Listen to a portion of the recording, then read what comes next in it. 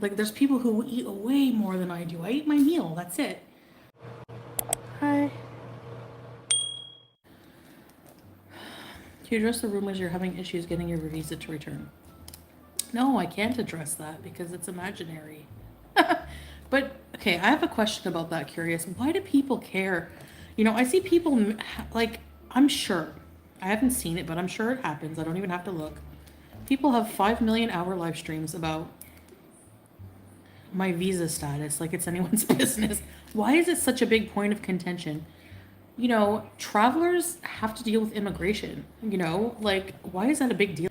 I had someone send me an email like, we know you're just border hopping, you dumb cunt. Like, what the heck? Why are you so angry? Like, who cares? How does this affect your life?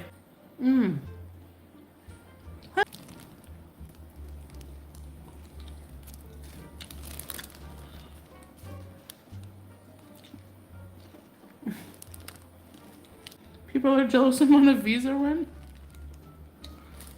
I'm not on a visa run. Oh, a couple's vlogs, Mike, yes. Coming soon.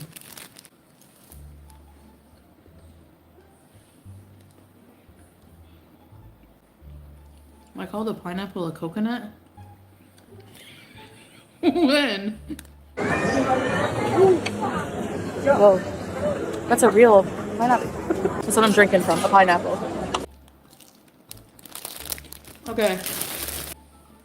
Why is NPC a trend? Why? I hate scroll. Get off my For You page. I don't even watch them. Scream like everyone's like, thanks for the rose. Ooh, ice cream. I hate it. I even seen like people who were 80 doing it. Stop. Sorry. So many people be doing it on TikTok, making a lot from it. I know, that's why they do it, obviously. I mean, it's harmless fun. It's a harmless way to make money, I guess. But I did see someone who was like an elderly couple doing it. It was the funniest. The sabaya was washed. Yeah, there's no mint sauce on it.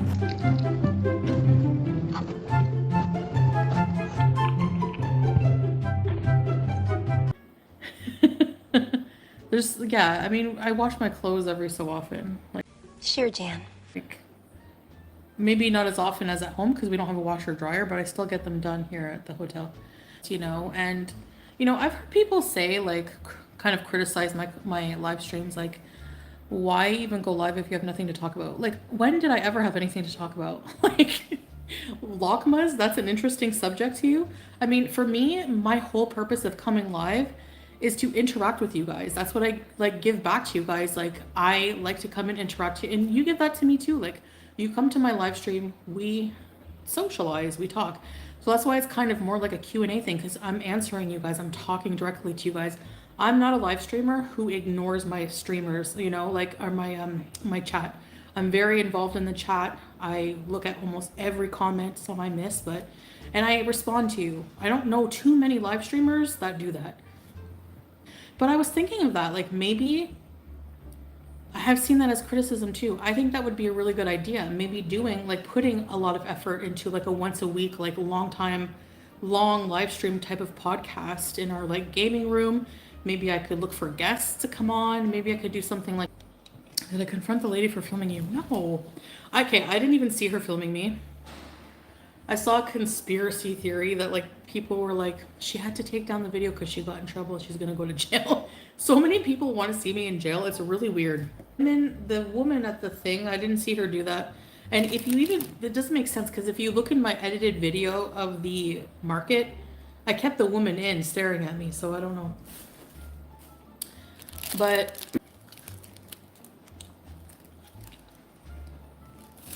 you think this will taste good?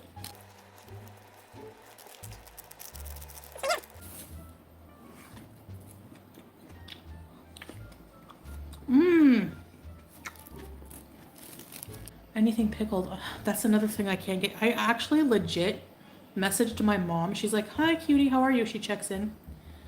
And I had a meltdown over this with Salah. Like, and I'm like, I'm fine. I'm just a little crabby because there's no cheese. Pickles are all as easily accessible around here. I took that for granted. Getting in the Kia, driving to Farm Boy, and getting the olive bar. I took that for granted. I took your olives for granted. And pickles are always on my side. Here's the thing. I don't mind parody. I don't mind funny. I don't mind somebody that puts into work, you know, if they're going to steal my content. What I mind is like some jerk who's like heavy as well, doesn't even show their face or body, and literally fat shames me the whole video and steals my content. That's what I have a problem with. I'd be crabby if I can't have cheesy. Imagine eating out for like a month and a half straight. I know I used to do that every day, but like, I don't know. I would still make things at home, and I miss that part. I want to cook. I want to make like chicken parm. I'm gonna have a whole month of cheese, like cheese recipes. Every day a different cheese. Foodie, are you worried at all about the new YouTube rules? No. Because they mean, like I watched the update today. They mean like, they're not gonna monetize people binge eating, okay? Okay. A binge has to be associated with an eating disorder. So the thing with that is people, regardless if you have a binge eating disorder or not, you have to eat. So how can YouTube discriminate against, like, what's their guideline for what's a binge?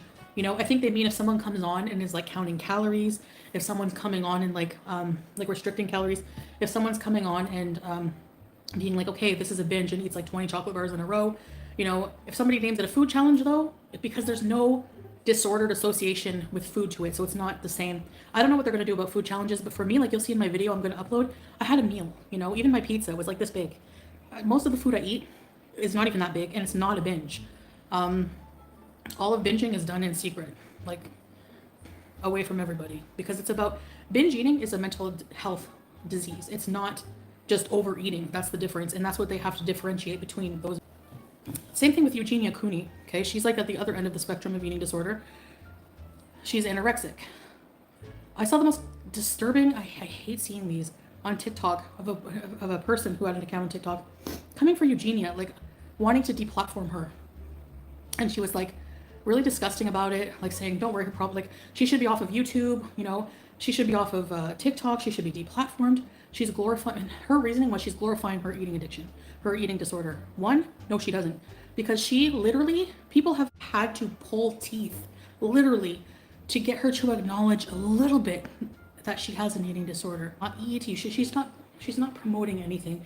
You know, she actually keeps her eating disorder, Eugenia does, very, very, very private. Influencing young people. Well, you know what? That's the parents' responsibility to not let their kids watch anything. Or instead of that, why not just teach them about it and, you know, why it's dangerous. Anything. We don't owe you anything to raise your kids. We're not influencing your kids. We don't owe you anything. We have a right to a presence with an eating disorder on a platform. That's why it's so hard. You can't avoid it like you can avoid beer, cocaine. You can avoid those things. You can't avoid food, and you have to eat. And if you make it a secret to eat and you start putting all these food rules on yourself, you start adding guilt to the mix, then you perpetuate your eating disorder. You have all these negative emotions associated with food, which is what I'm trying to avoid, you know? So whenever you come in someone's with an eating disorder, but anyway, I think what I'm going to do is try to shift more of my content over to, you know, putting more work into it. You know, when I get home, maybe get a nice chef's hat or something, and like my kitchen's nice and clean. I can like set it up in a bit nicer and make it like somewhere inviting, like set up my spices nearby, make it somewhere like conducive to wanting to cook. So some delicious meals I know I can make. I want to make so many things for Salah. He hasn't had any Canadian dishes cooked by me.